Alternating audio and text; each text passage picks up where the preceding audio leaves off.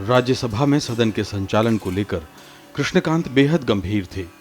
21 अगस्त 1997 को उन्होंने पदभार संभाला। उन दिनों राजनीतिक अस्थिरता को लेकर पूरे देश में चिंता थी।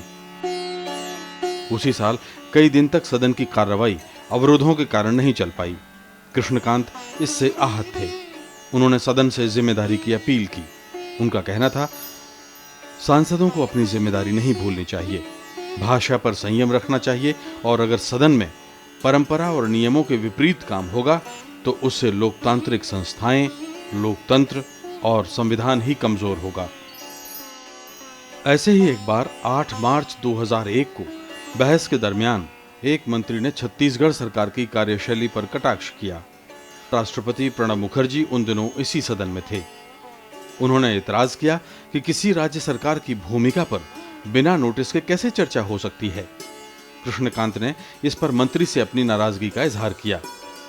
इसी साल एक और मंत्री ने सदन में कुछ टिप्पणी की।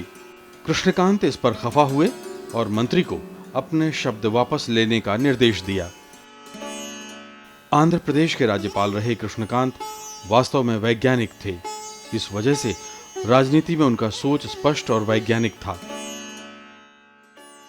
वो कांग्रेस और जनता पार्टी दोनों दलों के साथ रहे। लोकनायक जयप्रकाश नारायण के साथ उनका करीबी रिश्ता था। बहुत कम लोग ये जानते होंगे कि देश में मानव अधिकारों के लिए जानी मानी संस्था PUCL का गठन उन्होंने 36 साल पहले जयप्रकाश नारायण के साथ मिलकर किया था। उपराष्ट्रपति पद पर उनका कार्यकाल चल ही रहा था कि दिल का दौरा पड़ने से 27 जुलाई 2002 को उनका देहावसान हो गया।